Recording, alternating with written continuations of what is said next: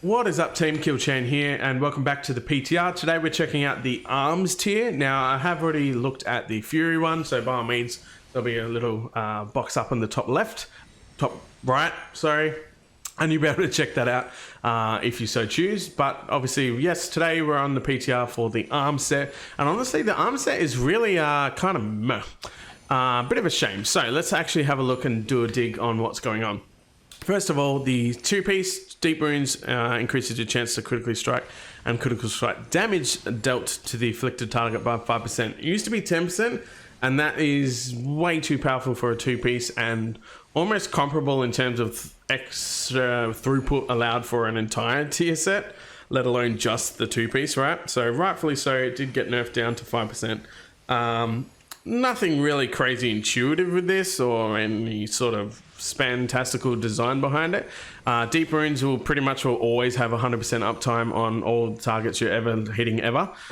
Deep Runes, if you don't know arms too well, is applied through your Mortal Strike, Cleave, I'm pretty sure Warbreaker or Colossus Smash and Blade Storm and stuff like that. So your primary abilities that are always going to keep everything up at all times, 100% uptime, is your Mortal Strike and Cleave. Most notably. So with that in particular in mind, yeah, you're just always going to have extra 5% chance to crit and 5% crit damage. Again, nothing fancy in terms of design there, but significant and good enough that it's yay, extra damage, and it feels okay as a two-piece. Now, the caveat here is the four-piece. So initially, in the first 3 seconds, you're going to be like, damn, that sounds pretty good. But there's a lot of holes, and we're going to go through them in a minute. So, Deep Runes critical strike chance have a chance to increase your damage of your next slam by 15%, stacking up to 10 times, so 150% total. And it'll cause it to strike up to 10 additional targets for half damage. Now, that is huge. Obviously, we're in a really good position now in terms of AoE throughput on some arms builds thanks to the 10.05 changes. Most notably, you've got a bit of a hybrid build that's seldomly used but sort of still enough regularly there for things like tyrannical weeks if you need it and that kind of stuff. However, most people in AoE scenarios or even just Mythic Plus, even on tyrannical weeks, usually you'll see the Bone Grinder build be the most prominent, where we run our Blade Storm and everything like that. So I'm actually going to swap to that build now. This is usually what you see most people run, and then occasionally they'll dip into hybrid if needed on tyrannical weeks for that reason, for a bit better priority damage. So we'll have a look at where the talents are shifting around in a minute, but with this particular build, again, even on the AoE, Deep Runes on everything, and it does even better AoE now thanks to Slam hitting up to 10 additional targets. That's 11 total targets, which is huge, and doing significant damage while doing so, right? Problem number one is we're double dipping on the gating behind the prerequisites to get this buff. Not only does Deep Runes need to crit, but then that crit also needs to crit or have a chance to then apply this particular buff. The buff will last 30 seconds, and in an AoE environment, you've got Deep Runes on everyone. Yeah, you're going to be getting this buff comfortably enough, but you'll notice that it actually has a 2-second internal cooldown. So we're going to swing over to these lovely dummies here. And there's only 5 to, play around with here at the moment, but you can see the Deep Runes is ticking on all 5 of them. And as I just keep spamming Cleave, essentially, we're keeping an eye on this new buff up here and seeing how regularly it stacks up. So, again, we're only worried about Deep Runes critting, and then that crit hopefully having enough chance that it will spike it up. But no greater than every 2 seconds, it'll slowly go up. In best case scenarios, it still has that 2-second cooldown. As soon as you hit 27 seconds, you'll see it pop back up. 29 and 28, yep, boom, instantly to 10. So once we hit there, yeah, by all means, Slam, very powerful, does a decent amount of damage, and but it is noticeable, that 2-second internal cooldown, which means that even in AoE scenarios, your best case scenario going to have a 20-second window on this particular Slam. Now, what the Slam does, pretty noticeable, as you can see with the elevated crit chance from talents, which we'll touch on shortly as well. More often than not, you're definitely going to be critting with this Slam hit, and can do pretty decent damage. Nothing to write home about, but enough to make you go, yeah, you would use this in a AoE scenario in all circumstances. But we run into that issue where, with the way this particular tier set is designed, you're always going to have a pivot and a discrepancy between single target prowess and AoE prowess, where they're always going to screw each other over with how this is designed. So for that reason, if you balance the AoE capabilities of this tier set, the single target version of it is going to be significantly lower and always dog shit. basically. If you bring the single target prowess of this up in line to where it should be, then it makes the AoE absolutely insane and clearly an issue needing to be dealt with. For example, it's lackluster in single target. I'll just flat out say that. Really lackluster. And in a raid where we actually have decently more single target raid fights than we do as current in Vault, this is going to be noticeable for sure. If they turn around and go, okay, this is an issue. Instead of 15% per stack, we're going to make it 25% per stack. So you get 250% instead.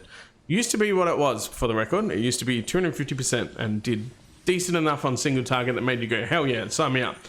The issue with that is then in an AoE where your slam's doing 250% increased damage on 10 targets, yeah, we're going to run into that issue where it's way too OP on AoE because it's balanced around single target.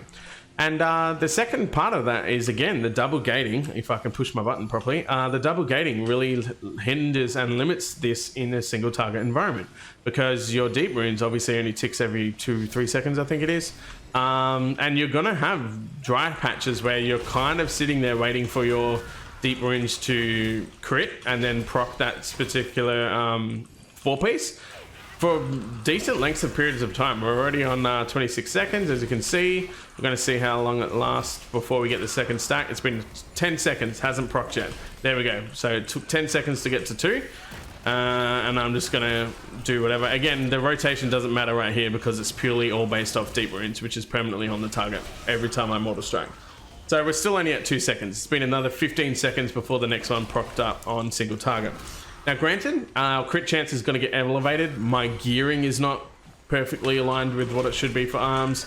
Our crit chance in general is going to naturally go up over the course of the new tier. But yeah, it takes a good 45 seconds for this to get all the way up to, you know, your 10 stacks where you'd expect to see it. The moment we get there, so we're at 10 stacks now, I hit my slam, yay, 4-piece, relevant, yay, good job, go 4-piece. Now we're in the position of, was it even worth hitting that slam in that particular global cooldown at all anyway? And honestly, it's kind of debatable. It's a bit unfortunate, really. So in this particular case, you can see that while there is an extremely elevated crit chance for slam, given that there's talents that obviously boost that, which again, we'll touch on shortly. The total crit that you're going to get out of your slam, as you can see here, it was a 77 crit. I only hit it once, so yes, it happened to crit. Of course, that's what the average, you know, critical strike for that particular thing is going to be. Whereas that takes obviously a global cooldown, and then you have mortal strike by comparison. When that crits, it hits for 84k. So things like your executioner's precision, which also then further boosts mortal strike better than what overpower does, which buffs it by 2 times for the overpower, but 2 times of EP is better, obviously, for mortal strike in that regard. And so you're sort of realizing, if we're talking about a matter of critting, mortal strike is clearly the better spender in that situation over slam. The only caveat is that slam, in theory, over the course of a period of time, should be critting more than mortal strike because of the elevated crit chance through the talents. So while it does mean that you usually could and should be using slam, it's very marginal. If we're talking about a 10k difference of, or just shy of 10k difference for mortal strike versus slamming, and then slam just happens to have a bit better crit chance, they're going to even out or maybe push slam a little bit ahead.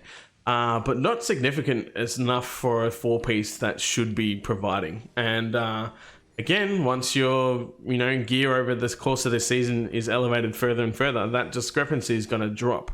In execute phase, that discrepancy is going to drop because EP provides 35% for every mortal strike, not 20 like overpower buff does. So yeah, your mortal strikes are going to even be further when they happen to crit the discrepancy of damage. And it kind of means that we almost don't even want to waste the cooldown on slam. Or if we do, it's very, like, who cares? And in a raid where we have a lot more single target fights than we did in current Vault, where the 3 out of the 4 bosses that we tested in the first week are all single target based. And God knows about the other 4. I haven't had a chance to see them yet. But we definitely have a lot more single target encounters in this next new raid, and for that reason, yeah, it's kind of putting in that awkward position where the way that this tier is designed is severely hindering what our capabilities here would and should be. Now, in terms of where you would pull out of the points, very good, valuable, reasoning behind what you're going to do. Essentially, the must-take talents for this, for the 4-piece is going to be improved slam. As you can see, 15% increased crit chance, and then an extra 30% crit damage, which is very, very huge.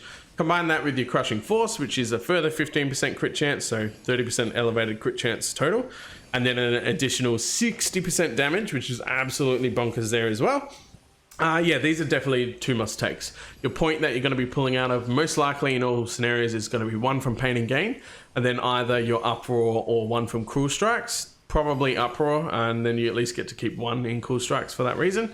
Because as you also need to pull out a Bloodborne in most scenarios to get the improved slam, it's less relevant to just throw Thunderous Roar on cooldown whenever you can. You care more about aligning it with your avatar window for that reason.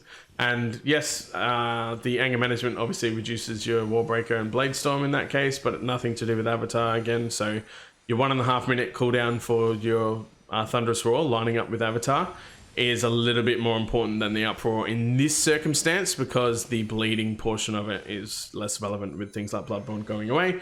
And yes, you could obviously have your Executioner's Precision in this particular case, but as an AoE build, yeah, you're going to be picking up Improved Slam. Even on the raid front, you have the capability, obviously, of dipping out of the Bloodborne yet again, while maintaining all your crucial core single target rotation-y sort of stuff with Fatality and Executioner's Precision, Juggernaut, all the usual suspects for your raid build. And then, yeah, again, you're pulling out a Bloodborne to get your 1 point in Improved Slam. And then likewise, less relevancy on Uproar, pull that point out to be able to go with Pain and Gain or 2 points in Crushing Force. So that's most likely what's going to happen in terms of the point shuffling around. And those 2 talents are definitely crucial if you're running this 4-piece whatsoever. But yeah, you sort of get the idea, right? Like there's an internal cooldown, you're double gating yourself with prerequisites to even get this proc. On single target, there's long periods of time where you don't even get a proc, which is fine by design technically. But you genuinely really run the risk of having it drop off. I had a stack at 7 that didn't proc for the full 30 seconds, and my entire 4-piece stacks of 7 dropped off, and I wasted almost 1.5 minutes of the entire fight. And as encounters go along further and further throughout the season, they get shorter and shorter, right? Because everyone's gear is obviously getting higher over the time. And when you don't have any 4-piece impact for 1.5 minutes of a 2.5 minute fight, okay, that means you get 1 really cool slam for the entire fight. Like, come on, like it's just not gonna be great, honestly. So a bit of a shame. Hopefully there's a rework somewhere in there, whether that is buffing up the slam percentage more and then making the amount of targets it hits less, or whether there is some weird interaction of if it strikes 0 additional targets, then it'll also do extra damage on your primary target. Something like that could obviously help in this particular way. And then the final part to mention, which I'm sure many people will touch on, actually 2 more things. Forever Battle obviously gets thrown around a little bit at this particular point, because you can say, hey, cool, it'll slam your primary target and it'll proc it from there. It might make it a bit smoother of a transition in that regard. It just doesn't stack up quick enough. You're in every single possible build that ARMS currently runs, you're running Storm of Swords with the express intent that you're typically using Whirlwind on cooldown to make sure that you're spending a lot of rage to make sure you test a might window is awesome, as well as your next Colossus Smash comes back quicker for anger management. You're always spending as much rage as possible. And Whirlwind is literally one of your biggest rage spenders for that reason, running Storm of Swords. So you're wanting to do this on cooldown. And if that's the case, every, 9 seconds or 11 seconds? 11 seconds. It hasn't had a chance to really stack up high enough. Your Fervor of Battle is going to blow your load of a slam. While it is free damage, sure, that could end up being potentially the best option in single target.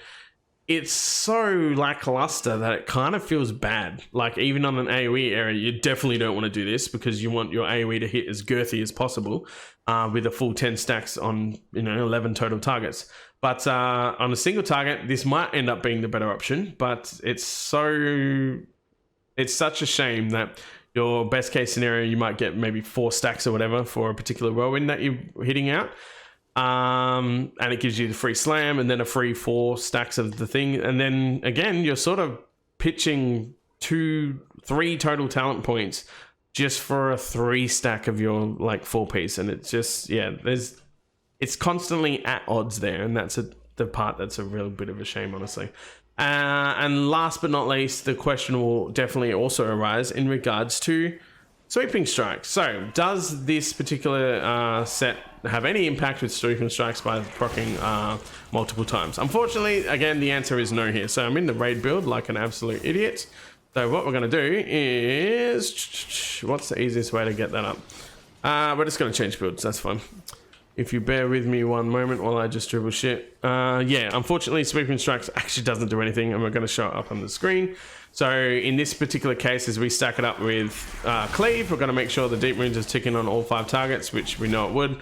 So we're waiting for this particular buff to get all the way up, right? And then what we're expecting to see is we hit sweeping strikes, and then that particular sweeping strikes will allow the cleaving of the slam. And then we'll see 10 targets hit total with 1 cast instead of 5 targets hit total with 1 cast, because obviously it's cleaved onto everything. We're maxed out, right? Happy days. Let's hit our sweeping strikes. Cool, we got the sweeping strikes buff there, and we'll hit our slam. Boom, did a crit on everything. Happy days. Let's take a look. And yeah, you'll notice here, unfortunately, while there was 1 cast, it only hit 5 targets. So on the top left of that right-hand column, yeah, cast 1, hits 5. Doesn't work with sweeping strikes, unfortunately. Another unfortunate kind of synchronization that's just missing and falls flat. So that also could be part and parcel of the fact that in an AoE environment, yeah, this is super, super strong. And it's probably going to be used quite comfortably to great effect in AoE pools for that reason, especially when you start getting those big giga pools, right? Your tank goes nuts, gets a couple of different packs, groups them all up. You're going to be able to do your bone grinder insanity and then hit 11 targets total with this whopping slam hit. That's almost guaranteed to crit on everything. Yeah, really cool. Sweeping strikes, doubling that up again then is kind of not great. You don't want that. But it just falls so flat in single target. But yeah, bit of a shame. Let me know what you guys think down below. I'm quite keen for the Fury one for sure. It's a bit of a shame. I expect to see it get reworked in some way, otherwise it's just gonna feel not great. Time will tell, I suppose, but I'm giving it like a good solid 3 out of 10 at the moment, which isn't solid at all. But let me know what you guys think down below. Thanks very much for watching, and I'll catch you guys in the next video.